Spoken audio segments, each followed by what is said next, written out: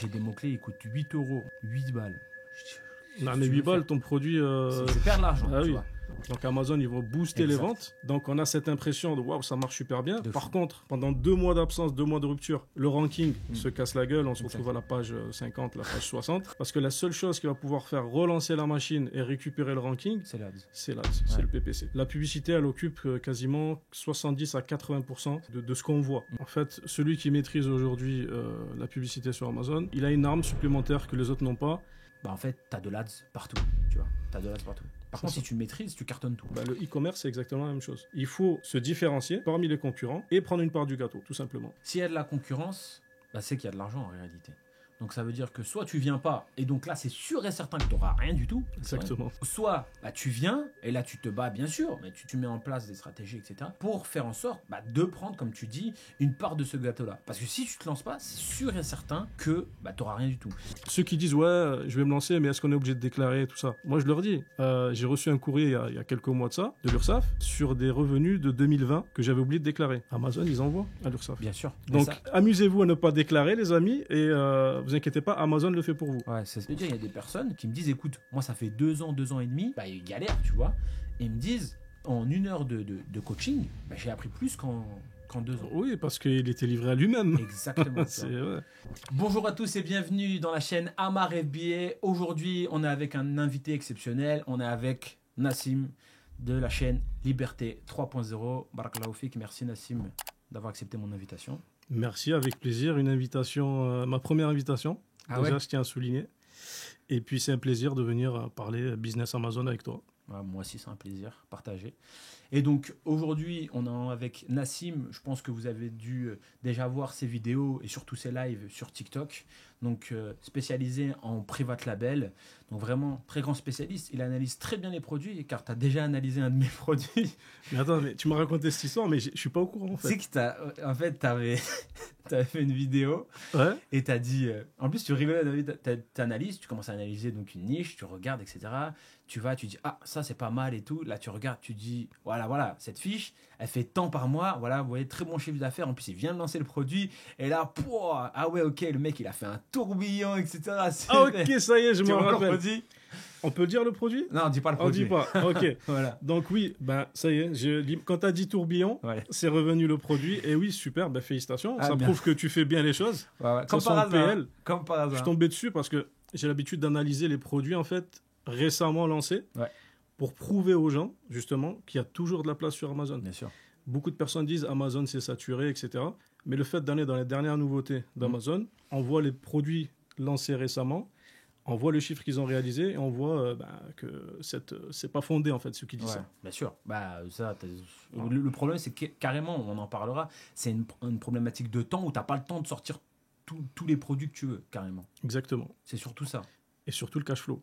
Ouais, moi, c'est surtout la problématique de temps. De C'est que temps et de cash flow derrière parce que C'est ça. tu lances un nouveau produit, c'est un billet supplémentaire. Exact. Je pense pour les personnes qui nous regardent, le but, ça serait que tu puisses te présenter, nous dire un peu ce que tu fais, où tu as commencé, et alors d'aujourd'hui, quelle est ton activité principale sur Amazon.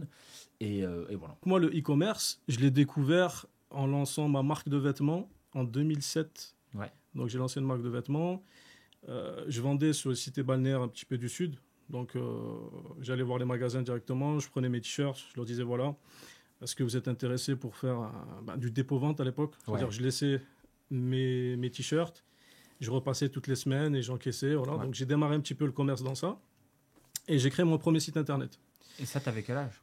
Ça, j'avais 20 ans, 21 ans. Ok. C'était 2007-2008, ouais. Ok. Donc, c'est ma première expérience dans le e-commerce, c'était ça. Donc, j'ai créé mon site internet. Et à l'époque, je ne savais pas faire encore les paiements en ligne parce que les banques physiques, c'était pas trop ça pour les connexions, etc.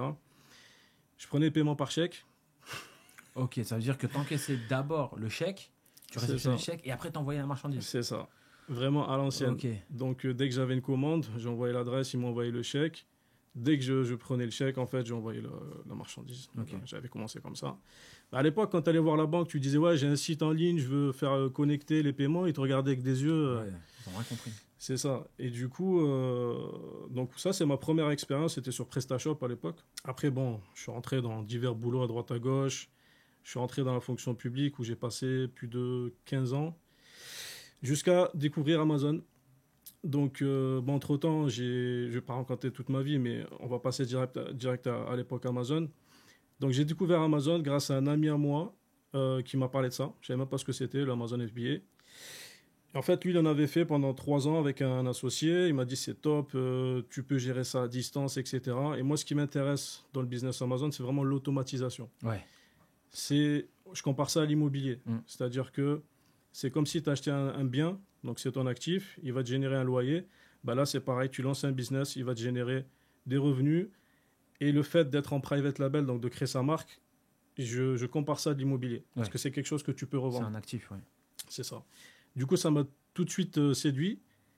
Et donc j'ai démarré. Je me suis formé donc, chez Oseille TV.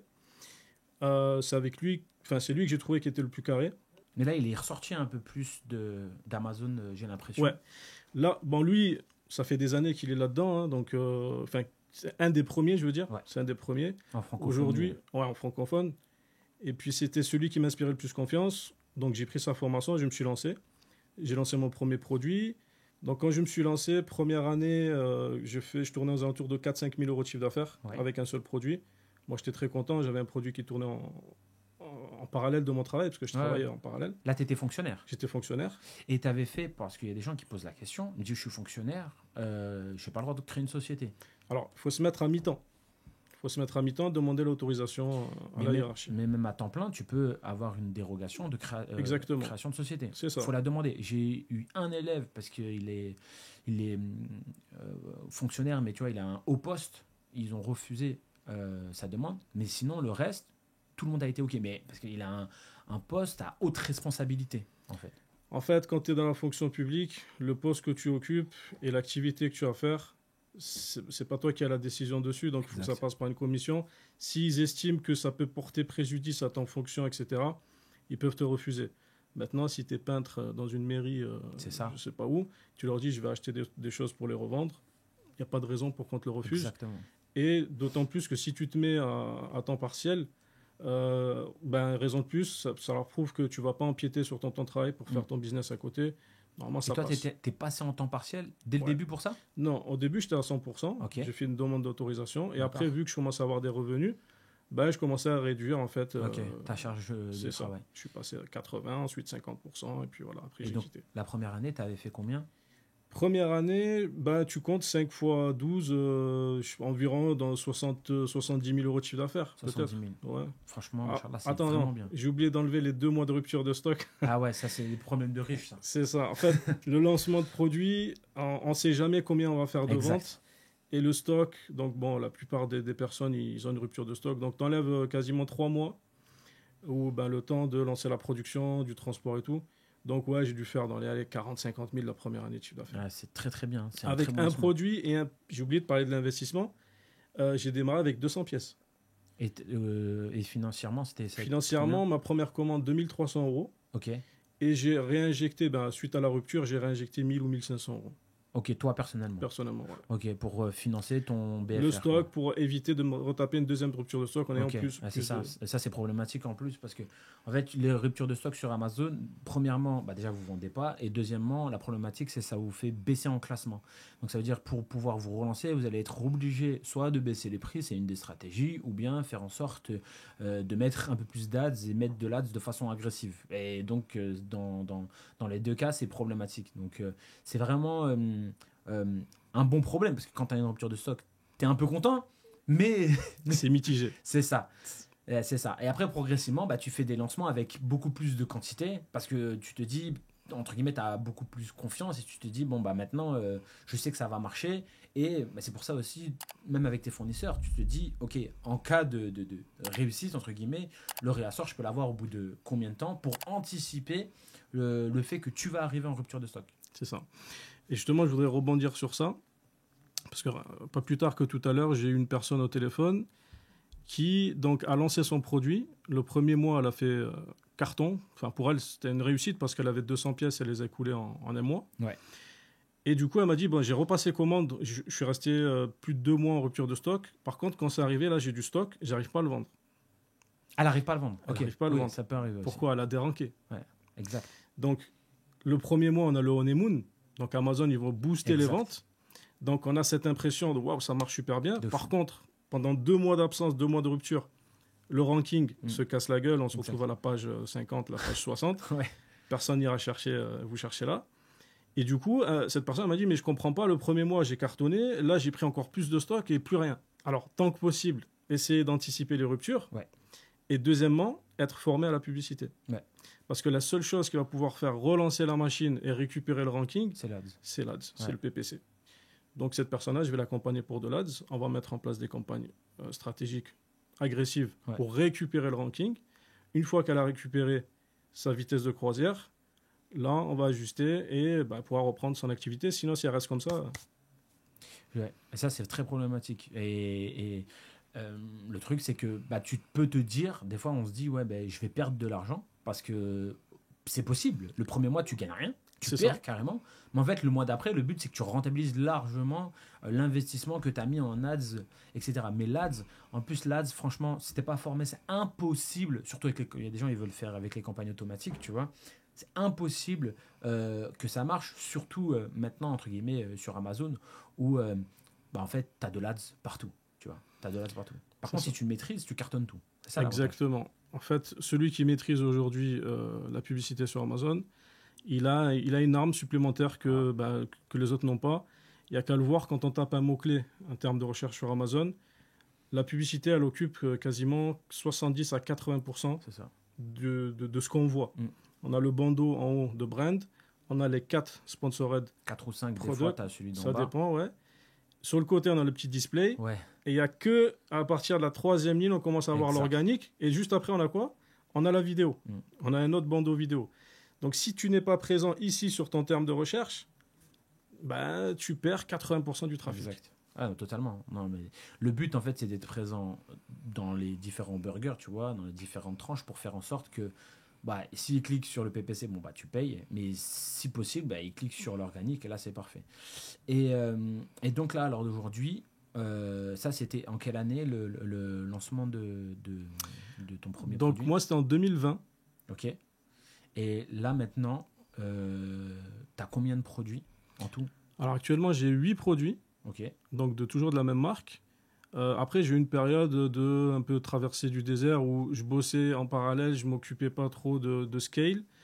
Et je me suis remis réellement il y a à peu près 2 ans et demi Ok, à fond. à fond. Et j'ai rajouté, là, je suis à 5 produits en fait que j'ai rajouté. Et puis, ce qui m'a permis de doubler mon chiffre d'affaires. Totalement. Notamment aussi grâce à tout ce que j'ai appris sur la publicité. Parce que quand je me suis lancé en tant que débutant, tu sais pas gérer la pub. Ouais. Donc tu lances des campagnes auto, tu coupes. Ah non, ça consomme trop, je baisse, je coupe, j'arrête. Ça. En fait, quand on n'a aucune stratégie, aucune méthodologie, on ne sait pas trop ce qu'on fait, on bidouille comme on peut. On se dit que sur les termes de recherche les plus recherchés, automatiquement, c'est là où je vais vendre. Mais en fait, j'ai compris plus tard. Ouais. Il faut trouver les mots un peu cachés. Exactement, qu'il ne faut pas se focaliser sur les thèmes principaux sur les thèmes principaux, parce que justement tout le monde va dessus et c'est les plus chers. Ouais. Alors que pour arriver à un produit, il y a des centaines de mots-clés, il y a des centaines de façons d'y arriver et c'est justement ces mots-clés-là qu'il faut aller chercher, qui coûtent 2-3 fois moins cher. Ah, même beaucoup plus. Même beaucoup plus. Moi, j'ai des mots-clés, ils coûtent 8 euros. Moi, c'est par exemple du collagène. 8 euros. 8 euros le mot-clé collagène sur la... Le mot-clé principal, collagène. Ouais, c'est ça. 8 balles. Non, mais 8 balles, ton produit... Je perds de l'argent, tu vois. Ouais. Donc là, moi, j'ai une stratégie où j'ai essayé de travailler avec, ChatGPT, où j'ai fait en sorte de trouver tous les mots, tu vois, déjà les mots, les erreurs, les mots un peu, tu vois, les entre guillemets, complets que tu pourrais dire, etc., pour faire en sorte de trouver ceux qui te coûtent 30 centimes, 50 centimes, 1 euro, 2 euros, parce que 8 euros, allez, en moyenne, c'est entre 4 et 8 euros, c'est impossible. Ça n'a aucun intérêt d'aller dessus. Ça sert à rien. Mais ce qu'il faut dire, parce qu'il y a des gens qui disent, ouais, mais il y a des gens qui payent 8 euros. Ouais, mais ce qu'il faut se rappeler aussi, c'est que déjà, par exemple, moi, je suis dans le domaine des compléments alimentaires, je crois que c'est un des marchés les plus concurrentiels sur Amazon. La problématique, c'est que tu as des gros groupes qui viennent et qui sont dessus, et eux, leur but, c'est déjà juste d'être visible sur Amazon et pas forcément faire de l'argent. Parce qu'eux, ils voient comme Amazon comme un investissement publicitaire. Sauf que nous, c'est ce qui nous rapporte de l'argent, tu vois. Donc on doit trouver d'autres méthodologies pour faire en sorte de gagner de l'argent en trouvant ce que tu dis, hein, des mots-clés un peu sous les radars. Et ça, il faut savoir le faire. Parce que si tu ne sais pas le faire, tu mets tout et n'importe quoi, tu as l'impression de dépenser ton budget et c'est pour ça que tu coupes. Et le pire, c'est qu'il ne faut pas couper. C'est ça aussi, il faut faire attention. C'est ça. Donc c'est pour ça que, d'où l'importance d'être accompagné par des personnes qui vous font en réalité, c'est parce que c'est un coût, gagner de l'argent. Mais ça, tu t'en rends pas compte, tu vois. C'est ça le truc. Et donc, là, maintenant, moi, les sujets que je voudrais parler un peu avec toi, c'est les questions qu'on nous pose souvent, je pense aussi bien toi que moi, sur oui, mais Amazon, c'est pas fait pour tout le monde. Oui, mais Amazon, y a trop de concurrence. Ça, c'est le truc, ça me fait vraiment rire, tu vois. Oui, mais Amazon, il va pas continuer à évoluer, tu vois, toutes ces questions-là. Par exemple, rien que sur le fait que Amazon, il y a trop de concurrence sur Amazon. Il y a trop de concurrence. Alors, trop, ce mot-là, il est en trop. Il y a de la concurrence. Oui, donc là, on est d'accord. Et la concurrence, c'est sain. Quand il y a de la concurrence dans un marché, ça prouve qu'il y a de l'attrait, il y a un gâteau, sinon il n'y aurait personne. Exact. Maintenant, derrière, c'est parmi ses concurrents, en faire partie, prendre sa place et prendre une part du gâteau. Ça, c'est valable dans toutes les choses de la vie. Dans n'importe quel commerce. Avant, ça se faisait beaucoup dans une rue. Il y avait des commerces, ils faisaient tous la même chose. Dans la rue, je te parle des vieux trucs, mais genre des cordonniers, tu vas avoir 4-5 cordonniers alignés. Chez qui je vais aller? Donc il faut que ce cordonnier se différencie de celui-là. Il faut que celui-là me donne plus envie de rentrer dans sa boutique parce que il a une jolie boutique, c'est clean, c'est nickel, il a bonne réputation. La réputation, on parle des évaluations, des notes qu'il y a sur Amazon, etc., etc. C'est ce qui va faire que le client va rentrer dans ce magasin. Le e-commerce, c'est exactement la même chose. Il faut se différencier parmi les concurrents et prendre une part du gâteau, tout simplement. Déjà, ce qu'il faut se dire, c'est que s'il y a de la concurrence, c'est qu'il y a de l'argent en réalité. Donc ça veut dire que soit tu viens pas, et donc là c'est sûr et certain que tu n'auras rien du tout. Exactement. Soit tu viens, et là tu te bats bien sûr, mais entre guillemets, c'est comme tout, tu vois, tu mets en place des stratégies, etc. pour faire en sorte de prendre, comme tu dis, une part de ce gâteau-là. Parce que si tu ne te lances pas, c'est sûr et certain que tu n'auras rien du tout. Mais déjà, dans quel business tu n'as pas de concurrent? Déjà. Ça existe, mais c'est extrêmement rare. Il faut des moyens financiers. Il faut des gros moyens. C'est ça, pour avoir le monopole. C'est dans quoi? C'est dans des inventeurs qui vont révolutionner. Ça va être dans des cas extrêmement rares. Mais dans le commerce, c'est vieux comme le monde. C'est quoi le commerce? C'est une offre, une demande. Totalement. C'est aussi simple que ça. Et l'autre point aussi à prendre en considération, c'est que Amazon est en expansion. Donc Amazon, déjà, si on vous pose la question la plupart du temps, quand on me pose la question, moi je leur dis, ils me disent oui, mais je vais créer par exemple un Shopify. Je dis ok, d'accord. Tu veux créer un Shopify? Vas-y, là, c'est sûr que tu ne vas pas avoir de concurrence sur ton site internet. Mais la question, qui es-tu toi pour que les gens aillent? Moi, je m'appelle Karim. Ok, Karim. Tu vois, Karim, moi, je ne te connais pas. Pourquoi j'irais acheter, je sais pas moi, une corde à sauter chez toi? T'es qui, toi? C'est ça. Tu vois?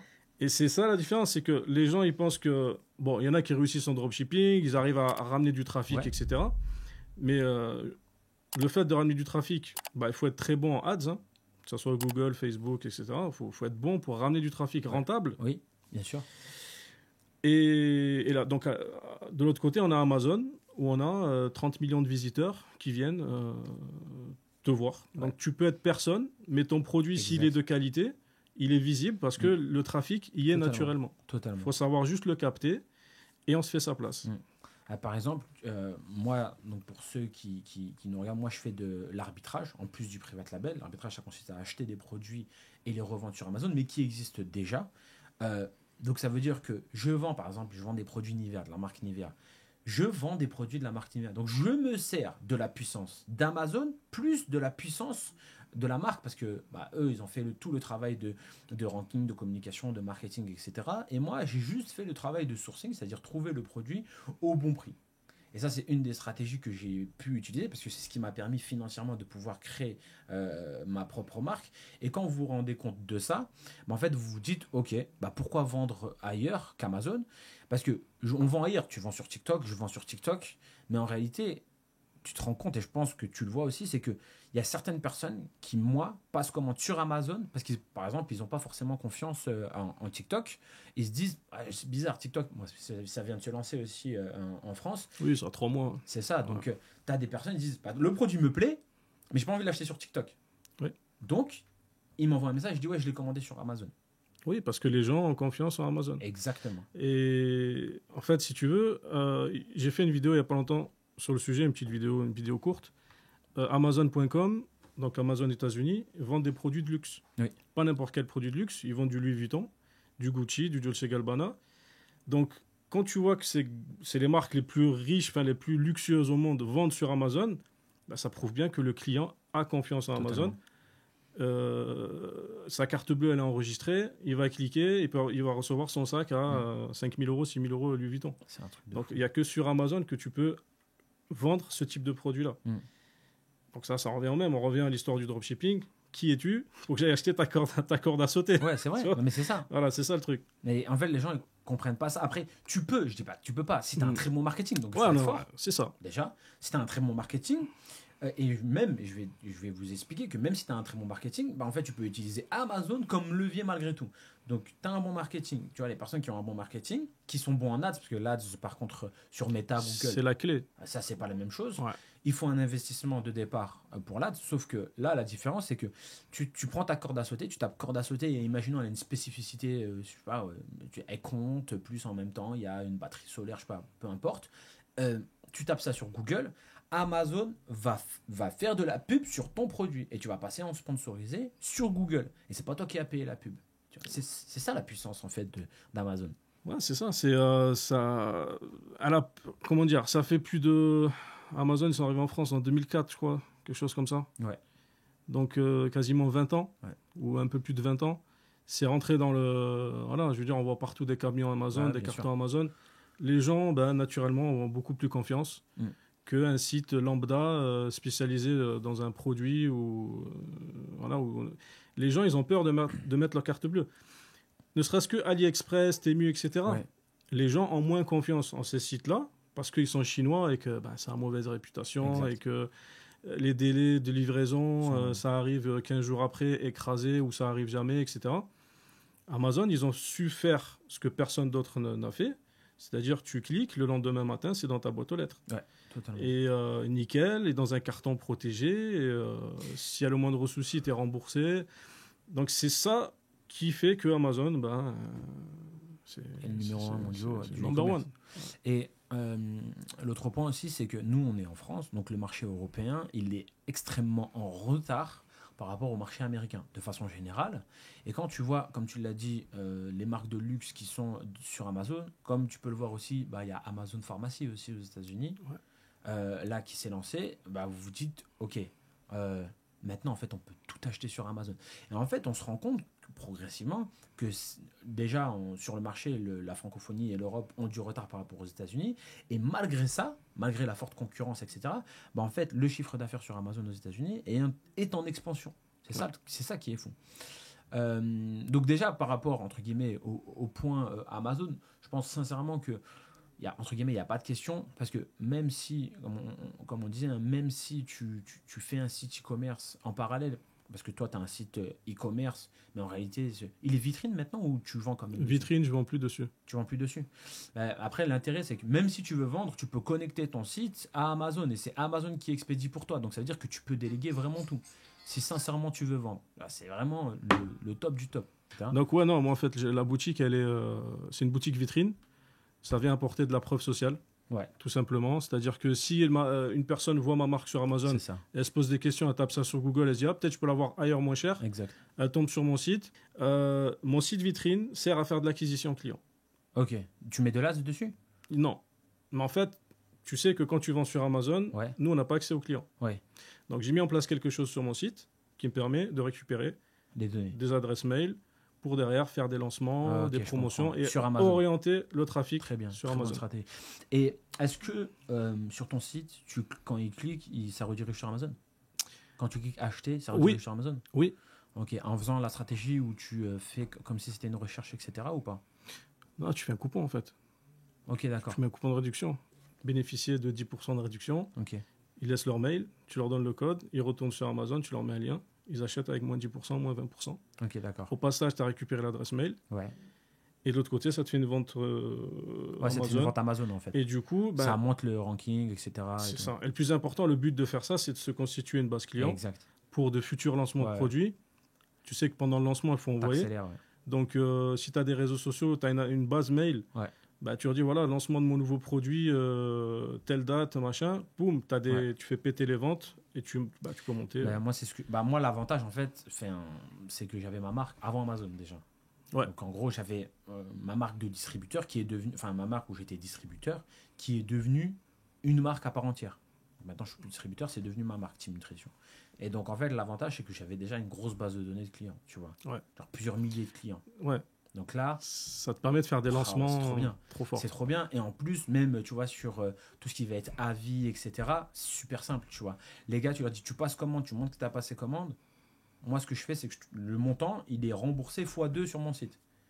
T'imagines ? C'est top. C'est vraiment... Genre, c'est une super stratégie. Mais ça, c'est un gros avantage quand tu as déjà une marque qui est en place, parce que ça te permet de dupliquer entre guillemets tes stratégies même sur par exemple TikTok, parce que toi tu vends aussi sur TikTok. Toi tu as connecté Amazon ou pas ? Ouais, mais je le fais en manuel. J'ai pas beaucoup de ventes sur TikTok Shop, j'arrive à les gérer en manuel. Okay. Donc dès qu'il y a des commandes, je les gère en manuel, en MCF. Okay. Mais après il y a moyen de connecter maintenant avec une app là. Ok, d'accord. Donc, si je vois que ça commence à me prendre la tête, je commence à avoir trop de commandes, je connecte et ça tourne en automatique. Ok, moi j'ai connecté à mon Shopify. Bon, c'est tout automatisé, mais là j'ai vu qu'ils ont lancé en plus le FBT. Ouais, pas en France. Ils l'ont pas lancé, mais j'ai vu un email. En Angleterre. Ah, en Angleterre. Okay. En Angleterre, il y a le FBT, mais en France, je pense pas encore. Ok, mais je crois que ça va arriver alors. Sûrement, parce que s'ils l'ont fait en Angleterre, je pense que ça va arriver tôt ou tard en France. Ouais, après, il faudrait voir c'est quoi l'avantage d'être en FBT aussi. C'est ça le truc. Est-ce qu'il y a un truc spécial comme le Prime, etc. Je pense quand même pour attirer, pour remplir leurs entrepôts, ils sont obligés de favoriser, comme le Prime. Ouais, donc il faudra y aller, quoi. Ouais, je pense. Tu partiras, toi, tu penses ? Ou tu testeras ? Je testerai, c'est sûr. Mais ouais, il faut tester. Ouais, il faut voir ce que ça apporte. Il faut tester, il faut voir la renta, il faut voir comment ils bossent avec leur stockage, c'est ça. avec leur coût d'expédition, parce que du coup, c'est eux qui vont expédier. Ouais. Il faut voir la renta si elle est bonne, pourquoi pas. Ouais, après, il faut voir aussi, je pense que ça te permettra aussi de vendre dans toute l'Europe. Ouais, aussi, à pas négliger. Et la visibilité, si on peut gagner en visibilité de TikTok Shop.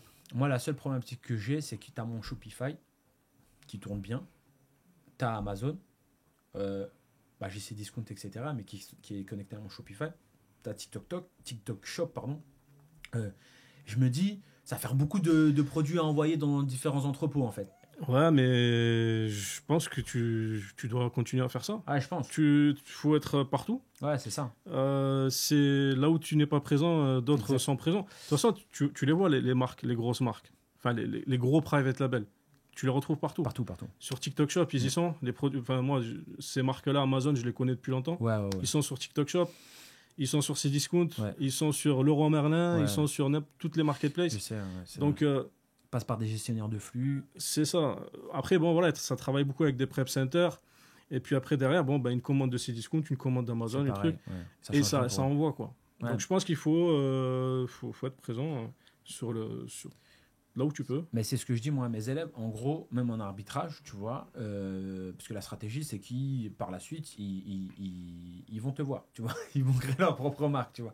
Le but, c'est qu'à terme, ils créent leur private label et aussi qu'ils aient un contrat, par exemple, d'exclusivité avec une marque, tu vois. Ou qu'ils prennent des marques qui ne sont pas sur Amazon et qu'ils les lancent sur Amazon, mais ils ont un contrat d'exclusivité, tu vois. Et donc, en fait, ce que je leur explique, c'est qu'ils me disent, ouais, mais je vais partout. Je vais sur TikTok, je vais sur Cdiscount, je dis, oui, tu vas y aller. Mais faut y aller doucement. Voilà, c'est ça.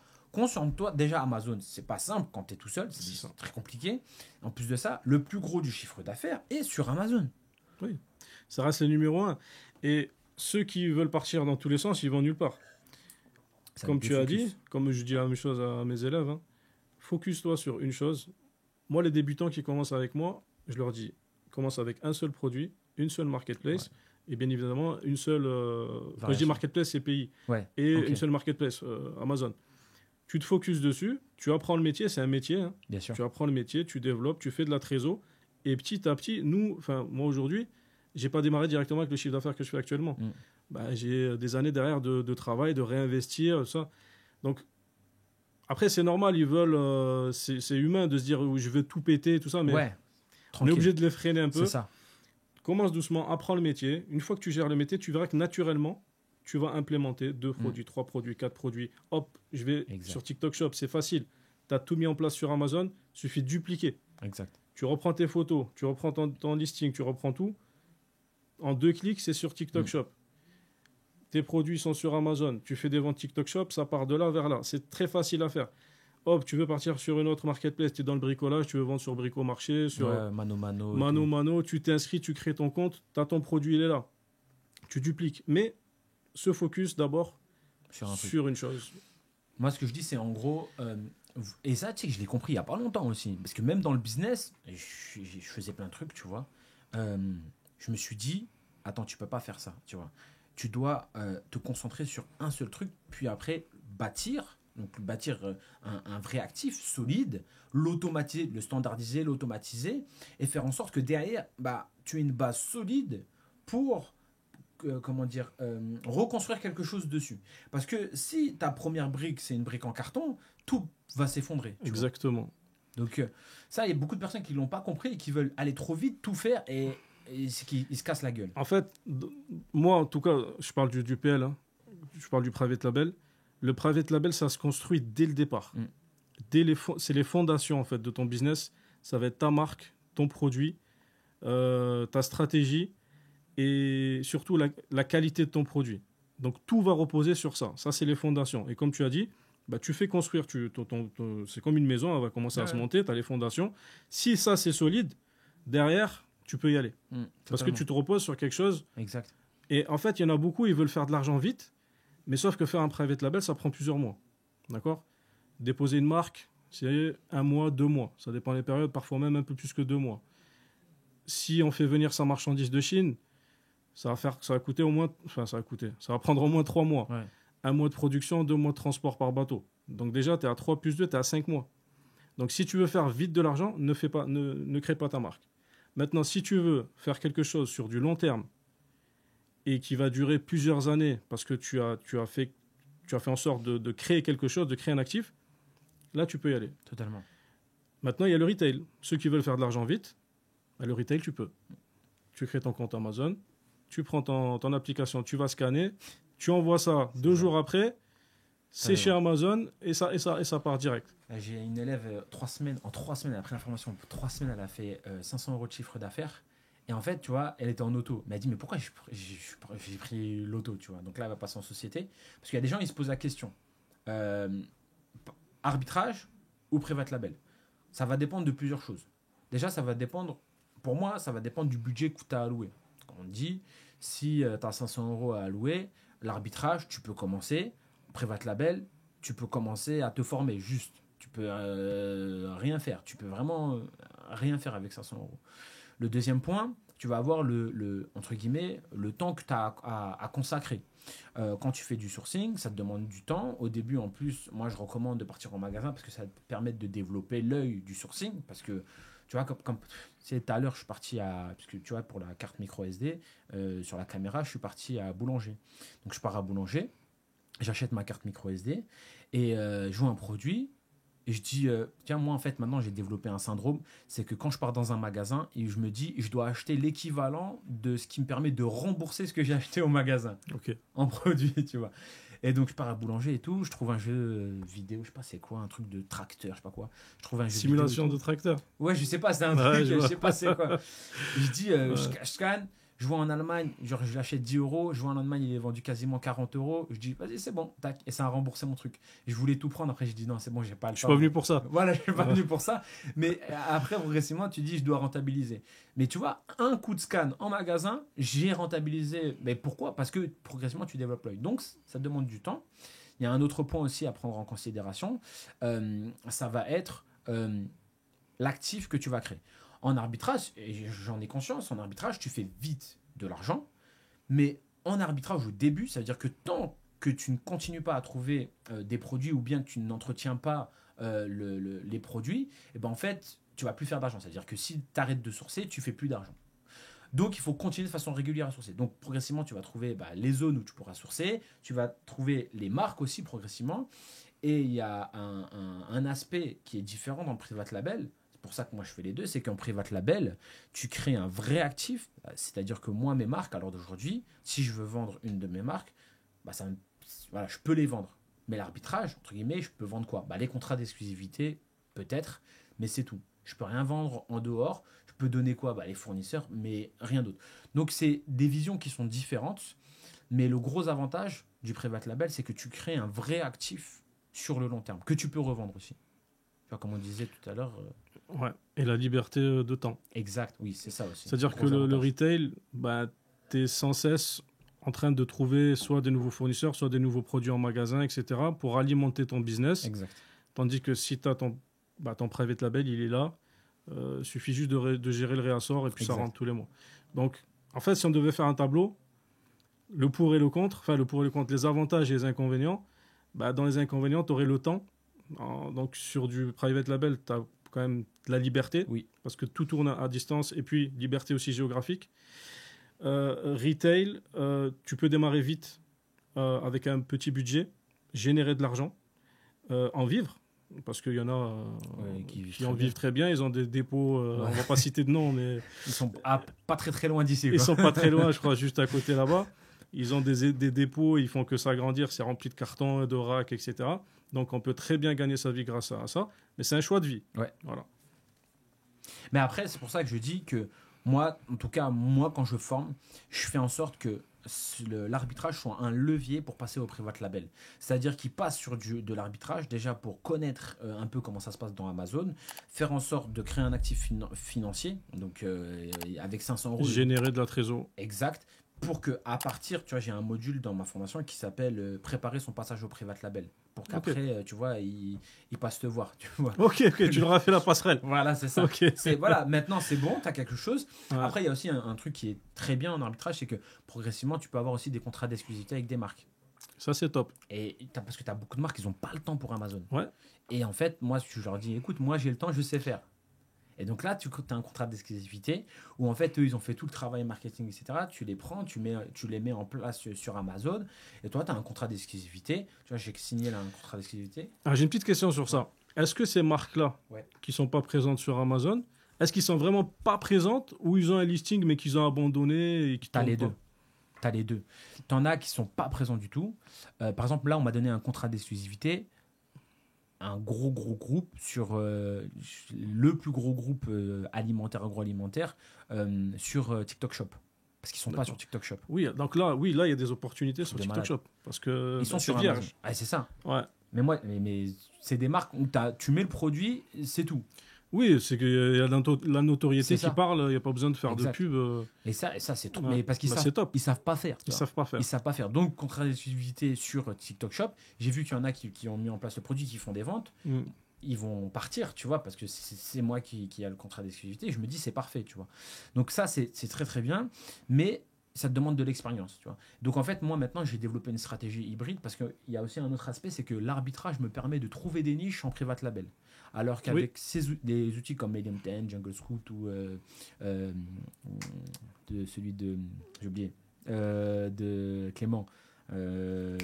Amazon Scout. Non, t'as Amazon Scout et t'as Seller Sprite. Alors oui, les nouveaux là, comme ça. Moi, je suis à l'ancienne. Jungle Scout, Helium 10, les bleus, les oranges. Voilà. Après, les autres. Et tu vois, tu as certains produits que j'ai pu trouver grâce à l'arbitrage parce que j'ai vu que, en fait, tu as des marques qui veulent être présentes en arbitrage, mais qui ne sont pas sur Amazon, qui existent. Des marques qui voulaient se mettre en place sur Amazon. Moi, j'ai vu tel produit, je me suis dit, ok, je vais le faire pour moi, tu vois, en gros. Bah ouais, c'est l'avantage de faire du retail. Tu vois ce qui marche en live. Tu envoies le stock, tu te dis, waouh, c'est parti, tout ça, c'est parti en un mois. Bon, pourquoi pas lancer un private label, il n'y a pas trop de concurrence. Pourquoi pas venir prendre une place.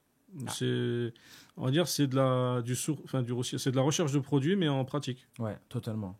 Donc voilà, c'est pour ça que il y a certaines ou par exemple, tu as des personnes qui n'ont pas de véhicule. Tu n'as pas de véhicule, pour moi, je te prends même pas. Tu sais, je les filtre. Ah, c'est compliqué. T'as pas de voiture, je te dis non. Ah non, oui, mais je vais prendre le bus. Je dis, tu vas prendre le bus une fois, 2 fois, après. Tu vas pas monter le chariot dans le bus. C'est ça. Arrête. Ouais. Et après, tu vas avoir des opportunités. Tu vas dire, mais je veux tout prendre, mais c'est pas possible. Je vais louer. Tu sais que je les refuse. Je leur dis non. C'est normal. Tu sais très bien qu'il va pas bosser, le mec. Enfin, il y arrivera pas. C'est ça. Ouais. Donc voilà, il y a tous ces aspects-là à prendre en considération. Et au bout de combien de temps parce que je t'ai pas posé la question, mais au bout de combien de temps tu as arrêté ton job et tu t'es consacré que à Amazon? Environ 2 ans, 2 ans et demi.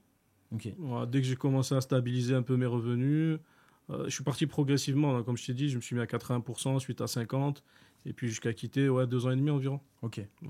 Et toi, ton but là pour le moment, ça va être de rester ici. Enfin, quand je parle, c'est-à-dire de rester en France, ou bien tu comptes aussi peut-être partir, Inch'Allah? Alors, moi pour l'instant, je suis là. Après, dès que je peux partir, je pars. Alors, c'est pas raison financière, je pourrais partir demain, c'est pas le souci. Raison personnelle, il y a des choses à régler. Bien sûr, normal. Des fois, tu peux pas aussi. Quand tu as toute ta vie. Voilà, après, tu sais. Il y a des personnes, ils ont des personnes malades. Exactement. Malades, etc. Et puis, ça s'organise aussi. Tu pars pas, tu prends pas quand tu as une famille, des enfants, tu prends pas ton sac à dos, tu dis on se barre. Exact. Surtout quand tu es implanté depuis. Je sais pas combien de temps. En fait, moi, je suis arrivé en France, j'avais 10 ans. Donc, ça fait 30 ans que je suis en France quand même. Waouh. Okay. Ouais, je réalise là. 30 ans. Ouais, j'ai 40 ans. Donc, donc 30 ans de vie, tu prends pas un sac à dos, quoi. Totalement. Maintenant, quand tu es jeune, tu as la vingtaine, tu es libre. Là, tu peux. Nomade digital, tu prends ton sac à dos, tu vas en Thaïlande, tu bosses sur ton... Mais quand tu es en place, il y a des choses à faire avant de partir. Donc oui, moi, c'est prévu. De toute façon, c'est la pression, c'est la pression fiscale qui te fait... qui, tôt ou tard, elle te fait partir. Je rebondis sur ça parce que quand je parle de pression fiscale, je pense que toi aussi, tu en as beaucoup qui te disent « Ouais, mais si je lance mon business en France, il y a trop d'impôts, il y a trop de trucs, nanani. » Mais comme je leur dis à tous, mais lance-toi, paye les impôts. Paye, déjà pour voir. C'est des bons problèmes, ça. Ouais, arrive à payer beaucoup d'impôts. Tu auras réussi quelque chose. Tu auras réussi à générer quelque chose. Et après, tu auras tout le loisir, tout le temps d'optimiser, de partir. Voilà. Moi, j'ai des questions en mode est-ce qu'il faut que je déclare si je vends sur Amazon, tu sais? Ah, ça, j'en ai tous les jours. Ouais, ça, c'est chaud. Hein. J'en ai tous les jours. Donc, en fait, il y a des gens. J'ai capté que des fois, on a l'impression de pas. Je sais pas, vivre dans le même monde. Et je pense que ça, c'est une question de mindset aussi beaucoup. C'est que tu veux les avantages, mais tu veux pas les inconvénients. Attends, si tu payes des impôts, c'est que tu fais de l'argent. Tu veux de l'argent? Oui. Mais tu veux pas payer d'impôts? Non. Bah ça, ok. Bah ça, tu veux optimiser avant même d'avoir vendu un produit. C'est ça. Tu optimises quoi? Tu optimises quelque chose qui est en place. C'est ça. Et puis tous les gens qui veulent ouvrir des LLC parce qu'ils croient que c'est la recette miracle. Exact. Ouais, si je fais une LLC, je déclare rien, je paye rien. Non, c'est bon, je peux faire ça. Non, fais pas ça. T'es en France. T'es résident fiscal français. Fais ta société en France, gagne de l'argent. Ensuite, si tu veux faire ta LLC, barre-toi d'abord, ne sois plus résident, et là, fais ta LLC. Exact. Parce que tu es une LLC, à partir du moment où tu es résident fiscal français, bon, on va pas faire un cours de fiscalité, mais tu sais très bien que ça sert à rien. Ouais, bien sûr. Et normalement, t'as pas le droit. T'as pas le droit. Ou tu dois. Tu peux. Oui, mais tu dois le déclarer. Voilà, donc ça revient au même. Exact. Tu seras taxé sur l'impôt sur le revenu. Ça change rien. Donc ça change rien du tout. Et ces gens-là, en fait, ils cherchent à optimiser avant d'avoir gagné 1 euro. Exact. Donc c'est le problème, c'est que il faut donner, il faut sacrifier, mais ça fait partie de la construction de ton business. Totalement. Si tu commences tordu direct, t'étonnes pas que 2 mois après, tu as un courrier, on va te monter en l'air, on va te faire tourner. Et voilà, c'est la vérité. C'est la vérité. Quand tu vas marquer URSAF ou la Marianne, déjà tu as le cœur et t'es pas bien. Et d'ailleurs, petite anecdote, ceux qui disent ouais, je vais me lancer, mais est-ce qu'on est obligé de déclarer tout ça? Moi, je leur dis, j'ai reçu un courrier il y a quelques mois de ça, de l'URSSAF, sur des revenus de 2020 que j'avais oublié de déclarer. Ouais. Amazon, ils envoient à l'URSSAF. Bien sûr. Donc, il y avait les revenus d'Amazon, le chiffre d'affaires, et il y avait ce que moi j'avais déclaré. Il y avait un petit écart, mais je devais payer sur ça. Donc, Amusez-vous à ne pas déclarer, les amis, et vous inquiétez pas, Amazon le fait pour vous. Ouais, c'est vrai, mais ils ont une obligation de toute façon. C'est ça. Donc, non, faut pas commencer à faire ça. Tu sais que j'ai un élève qui a ouvert une LTD en Angleterre. Il a eu un blocage Amazon parce que il était pas. C'était pas LTD, propre. ouais, c'est pas carré, ouais. Et il a dû. Il est revenu, il a dit je refais tout. Donc, lui, vu qu'il fait de l'arbitrage, il a dû redébloquer les marques, etc. etc. Ah ouais, Il ça a c'est perdu du temps. Ouais, tu vois, ça, c'est problématique aussi. Bon, après, c'est simple en réalité, mais il faut savoir comment ouais, faire. mais quand tu as débloqué 50 marques, tout refaire. Exact, tu vois. Paperasse. En gros, c'est ça. Mais en réalité, c'est pas très très compliqué. Moi, c'est pour ça que je dis aux personnes qui sont en auto, tu fais en auto, tu fais 2 mois, boum, tu passes en société. Comme ça, t'es tranquille, tu vois. C'est ça. Tu te casses pas la tête. Donc il a dû, entre guillemets, tout refaire. Tu vois, c'est une perte de temps. Pour pas gagner grand chose. Ouais, c'est ça. Parce que tu démarres. Quand tu Exact. démarres, tu vas pas gagner grand chose. C'est ça, totalement. Donc lance-toi, apprends le métier, déclare paye tout ce que tu as payé comme impôt. Dès que tu es assez solide sur tes appuis, C'est ça. monte ton LLC, pars dans un pays où tu n'es pas taxé sur les revenus provenant de l'étranger, tu fais une bascule de ta société française vers une LLC, vers ce que tu veux comme société offshore. Là, tu es carré, tu es en règle. Tu es tranquille. Mais démarrer de suite comme ça... Non, ça sert à rien. Mais voilà, en gros, et c'est pour ça que moi, dans la formation de mes élèves, je leur mets la pression pour faire en sorte qu'ils commencent carré, parce qu'ils veulent tous commencer. Tu leur dis, oui, mais si je pourrais faire ça, oui, mais ça coûte cher, oui, mais ceci, oui, mais ça. Tu vois, comme par exemple, moi, je leur conseille de travailler avec Eurofiscalis.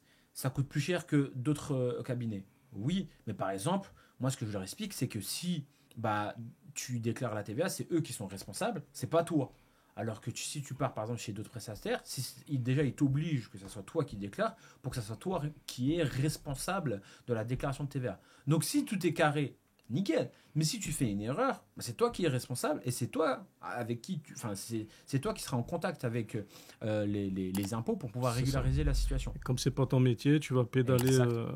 Et c'est du temps perdu pour vendre tes produits, sourcer des produits, etc. etc. Donc voilà, c'est commencer les choses proprement, ça va vous permettre de pouvoir... C'est comme l'histoire de la brique et la maison, etc. Soit tu construis les fondations proprement, et là, il n'y a rien qui va s'effondrer. Tu construis même une fondation qui résiste au tremblement de terre, mais moi, je le vois comme ça. Bien sûr. Et c'est comme ça que tu pourras derrière faire en sorte de construire quelque chose de solide. Sinon, tu vas être en stress carrément, parce que tu vas dire, s'ils découvrent que c'est une LLC, etc., et tout, c'est compliqué, etc. Tu vois, c'est ça en fait le problème. C'est exactement ça. Il faut, quitte à ne pas être rentable les premiers mois, mais c'est normal. En même temps, tu investis. L'investissement, ça prend du temps à retomber. Moi, je prends l'exemple de ceux qui font du commerce physique. Celui qui va acheter des murs, celui qui va acheter du matos, qui va employer des gens, il va emprunter 200 000 euros pour ouvrir un petit local pour faire son business. Il ne va pas se verser le salaire le premier mois. Il va attendre 1 an, 2 ans pour commencer à se verser quelque chose. Parce que tout ce qu'il aura investi, il faut le temps de l'amortir, etc. Exact. Et nous, dans le e-commerce, on a quand même la chance de démarrer avec très peu. Là où une boutique physique, le mec, il va monter 300K pour pouvoir ouvrir sa boutique. Voilà, j'abuse, mais genre un resto, 300K, c'est easy. Hein. Ouais, un resto, oui. Mais une petite boutique, allez, 100K. Toi, tu peux démarrer dans le cadre du private label avec 5 000 euros. Tu peux déjà avoir un petit stock de 300, 500 pièces et un produit qui commence à tourner. Alors que 5 000 euros, c'est juste le droit d'entrée. C'est le ticket d'entrée minimum. J'ai des élèves qui démarrent avec beaucoup plus. J'ai des élèves qui ont démarré avec un conteneur. D'ailleurs, j'ai fait une interview. Ça sera sur ma chaîne YouTube. Je vais lancer ma chaîne YouTube. Donc, elle sera active. Elle sera active. Pendant que vous serez en train de regarder la vidéo. C'est ça. Dans le titre. Donc, j'ai déjà tourné une interview avec une de mes élèves qui a lancé un conteneur d'entrée. Donc, elle n'a pas démarré avec 5 000 euros.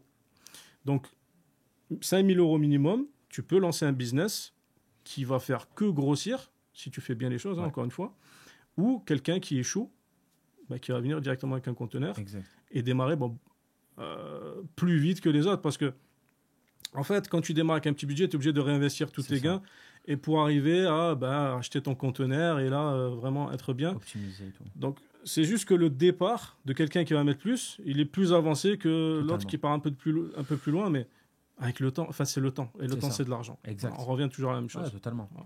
Non, mais c'est exactement ça. Donc, voilà. Donc, pour résumer, essayer de construire quelque chose vraiment de structuré, de cadré, et il n'y a pas de raccourci. En fait, Les raccourcis, c'est quoi? En fait, c'est se former. Mais après, les gens ils vont dire oui, mais c'est parce que vous êtes formateur. Non, c'est une réalité. Même nous, on se On forme. s'est formé, nous. Voilà. Nous, on s'est formé au début et on continue toujours à se former. Totalement. Moi, je suis toujours friand de choses qui vont améliorer mon business, qui vont permettre de me développer. Dès qu'il y a des choses à savoir pour le bien du développement de ta société, bah, tu prends, quoi. Totalement. Donc, malheureusement, c'est obligatoire. Ouais, c'est des bons. Ouais, mais après, c'est comme je dis, souvent c'est des bons problèmes parce que c'est des problèmes qui te permettent d'avancer en réalité. Ouais. Et ça a un coût. Mais je te donne un exemple. J'avais fait un call avec Oussama Hamar. Tu vois, ça coûte 300 balles, je crois. Ouais, c'est ça. Là, il a augmenté. Je crois que c'est 400. 300 €. 30 minutes. Les gens ils disent mais t'es un malade. 30 minutes, toi. ouais, c'est vrai. Ouais. 30 minutes, 300. Le lendemain, je les ai rentabilisés parce que j'ai fait une action qui m'a permis de les rentabiliser. Et alors maintenant.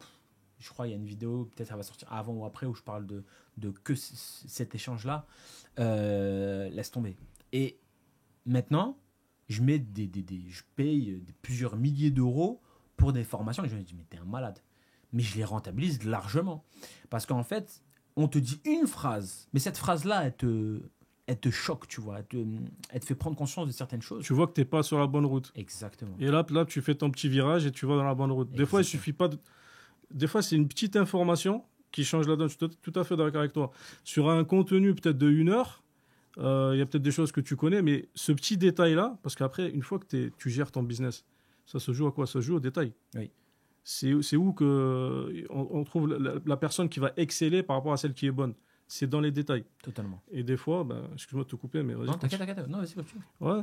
Donc, ouais, c'est ça. C'est, comme tu dis, hein, c'est des petits détails qui font la différence. Et moi, psychologiquement, maintenant, quand je prends des formations, vraiment, à chaque fois, j'ai pas de problème à payer parce que je me dis... Moi non plus. Derrière... Avant, je me disais, bon, est-ce que ça vaut le coup? C'est ça. Machin, fais voir comment il va m'avoir. Alors, tu regardes, est-ce qu'il va réussir à m'avoir? Tac, tac. Ah, finalement, il y a quand même... Ouais, j'ai besoin de ça. J'ai besoin de savoir ça. C'est ça. Ça va m'aider. Let's go. Moi, en fait, tu as vu, il y a des fois, il y a des personnes que j'ai, tu vois, en échange, et ils me disent, moi, en fait, non, tu vois. Je dis, mais tu vas faire quoi, alors? Bah, je vais continuer. Je vais sur YouTube. Non, moi, ils me disent même pas ça, tu vois. Ouais. Parce qu'il y a des personnes qui disent sur YouTube, mais sur YouTube, tu as tout et n'importe quoi, et dans le sens où tu as des choses bien, c'est vrai. Oui. Mais va structurer ce que toi, tu as besoin à ce moment précis. Exactement. Déjà, il y a ça. Et en fait, le problème qu'il y a sur YouTube, parce qu'il y en a beaucoup qui disent, ouais, je me suis formé tout seul sur YouTube. Oui. C'est très bien. Sauf que tu vas regarder le contenu de Monsieur X, le contenu de Monsieur Y, le contenu... C'est pas la même stratégie. Voilà, ils partent pas tous dans la même direction, c'est pas la même stratégie. Du coup, tu vas faire un peu de lui, un peu de lui, et en fait, ça fait un mélange qui est pas du tout homogène et avec lequel tu feras pas grand-chose.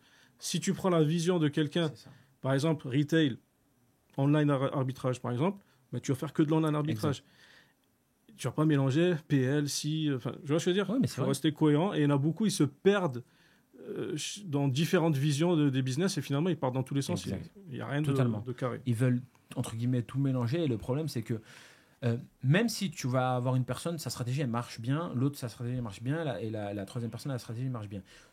Des fois, tu n'as pas les compétences, mais surtout si tu débutes, tu n'as pas les compétences pour, entre guillemets, prendre les bonnes informations et avoir la bonne stratégie. Parce qu'ils se disent, je vais faire toutes les stratégies en même temps, peut-être.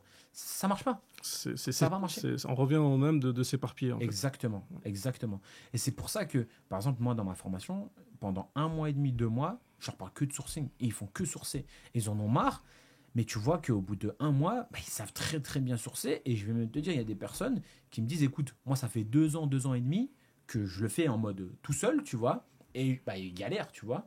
Et ils me disent, en 2 ans et demi, là, en 1 heure de coaching, tu vois, dans le dimanche, j'ai appris plus qu'en 2 ans. Oui, parce qu'il était livré à lui-même. Exactement. Ouais.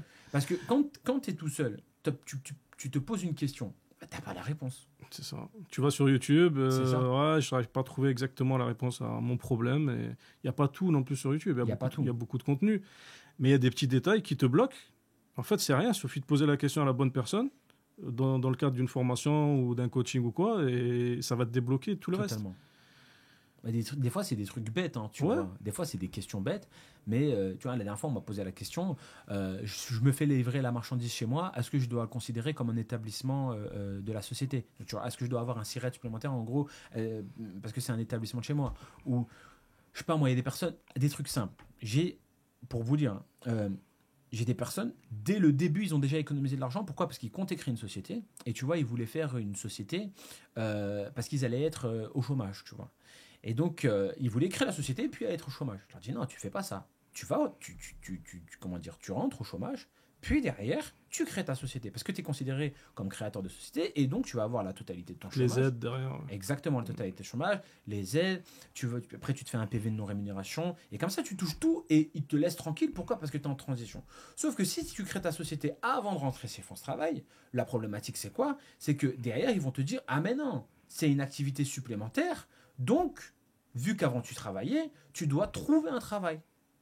Et donc on te met la pression pour trouver un travail alors que bah, tu es en transition, mais eux, pour France Travail, non, tu n'es pas en transition. Et donc, ça veut dire que tu as perdu de l'argent. C'est ça, c'est un petit détail qui change tout. Ça change beaucoup de choses. Beaucoup de choses. Là, ça change beaucoup. Ouais. Parce que ça veut dire qu'au bout d'un moment, on peut couper tes droits parce qu'ils estiment que tu ne cherches pas assez de travail, tu vois.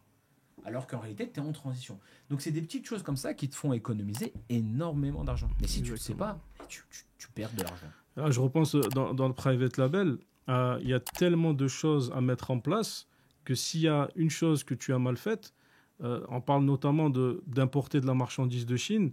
Je pense par exemple à tout ce qui est normes, certificats, etc. Ben, s'il manque un papier, ben, ta marchandise, elle reste à la douane. Ouais, donc ton investissement, au revoir. Exact. Il y a aussi ça existe aussi, hein, des faux documents. Donc il faut être capable de vérifier si le document il est véridique ou pas. Donc c'est des petits détails que quelqu'un qui n'est pas formé, ben, son premier investissement, il peut le perdre d'entrée de jeu. Et ça se joue à des détails. Ouais. Là, je parle de ça parce que c'est un exemple qui me vient comme ça, c'est sur l'import-export. Mais il y a tellement de casquettes à avoir pour lancer sa marque, oui. Que ça soit au niveau du sourcing, que ça soit au niveau du copywriting, du marketing, dépôt de la marque, création de logo, graphisme, importation, législation européenne, REP, je veux dire, il y en a des choses. Donc, si tu vas glaner des informations à droite à gauche, il va forcément te manquer des choses. Tu vas croire que c'est bon, je sais ce qu'il y a à faire. Mais quand tu es sur le terrain et que ton fournisseur il te parle d'un truc, tu ne sais pas du tout de quoi il te parle, ou que tu reçois un courrier de la douane te disant ouais, ça va pas, retourne sur YouTube. Exactement. Non, mais c'est vrai. C'est chaud. Ça. Tandis que quand tu es dans. On va dire oui, vous vendez des formations, c'est pour ça que vous parlez de ça, mais moi je le vois quotidiennement, des personnes qui rencontrent des problèmes, ils viennent dans l'onglet communauté de la formation, ils posent leurs questions. Et puis, on va leur apporter une réponse et débloquer la situation rapidement. Quand tu es seul dans ton coin, c'est fini, game over. Exact. Ouais, non, mais c'est vrai, c'est totalement ça. C'est totalement ça. Nassim, ouais. Merci. Merci à toi d'avoir accepté l'invitation. Ça m'a vraiment fait plaisir d'échanger avec toi. Moi aussi, grave. En plus, c'est ma première interview. Donc, ma chaîne YouTube va arriver. Elle est arrivée pendant que vous êtes en train de regarder la vidéo. Elle est arrivée pendant que vous regardez la vidéo et c'est grâce à toi, enfin c'est le lancement, hein. T'es ma lampe de lancement, ok, ma rampe de lancement plutôt. Et donc, ouais. Et donc tu voudrais orienter vers déjà ta chaîne YouTube. Pour toutes les personnes qui veulent se former en private label, n'hésitez pas à faire appel à Nassim. Pour toutes les personnes qui sont déjà lancées en private label, vous pouvez aussi faire appel à Nassim afin de cadrer certains points très stratégiques, avec grand plaisir. Et je ne sais pas où tu veux les orienter aussi, sur TikTok, bien sûr. Moi, là-bas, j'ai démarré sur TikTok. Donc, ma communauté, on va dire, elle est sur TikTok. Là, je me lance sur YouTube pour toucher un format un peu plus 16/9e, tu vois. C'est ça. Et puis voilà, nouvelle aventure qui démarre pour moi. Ouais, let's go. Et pour toutes les personnes qui veulent se former en arbitrage, n'hésitez pas à aller dans le lien en bio. Vous avez une formation totalement gratuite où vous allez apprendre les bases de l'arbitrage et rejoindre la communauté Amar FB. Je vous dis à plus tard, à une prochaine vidéo.